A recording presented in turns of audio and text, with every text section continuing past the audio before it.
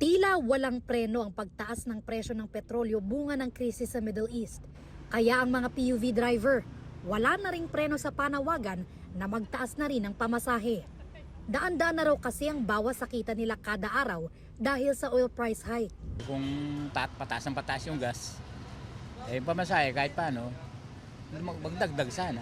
Sana kung magtaas para makakabawi din. Kahit 15, gano'n. Minimum. Matagal pa siguro yan. Hintayin namin kung magtaas. Kaliwat kanan na ang pangangalampag ng mga transport group para madagdagan na ang pamasahe. Hiling ng UV Express driver na si Ernesto, sana kasama sila sa panawagang taas pamasahe. Lalo na't kakarampot na lang din daw ang naiuuwi nilang kita sa kanilang pamilya. Ngayon, may kinikita pa kami kahit 200, 300. Sakripisyo na lang.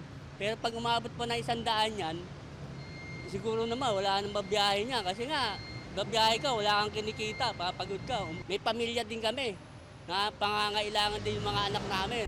Huwag daw sana barya lang ang dagdag pamasahe dahil hindi aniya barya lang ang tinataas ng presyo ng krudo. Baka kasing UV ang medyo malaki sa UV. Nasa 20. Dapat 30 nga dapat 30 nga taas kaso hindi naman po pwede yung ganung kalaki. Hindi labis yun, sakto lang yun kasi 30 itinaas ngayon Wala rin, mapupunta rin sa diesel yun Sa Kamara, umapela rin ang UV Express Alliance na maisama ang mga UV Express sa adjustment sa pamasahe. Sana maidamay ang UV Express sa fare increase kasi nung nakaraang pinag-usapan yan sa LTFRB, sila lang yung binibigyan ng pagkakataon at kami raw ay nagtaas na 5 o 6 years ago. Sana pagka nagtaas pangkalahatan kasi karamay kami rito sa problemang malaki natin sa petrolyo. Sabi ng Department of Transportation, tiyak nang tataas ang pamasahe dahil sa oil price hike pero wala pang anunsyo kung magkano at kailan ito ipatutupad.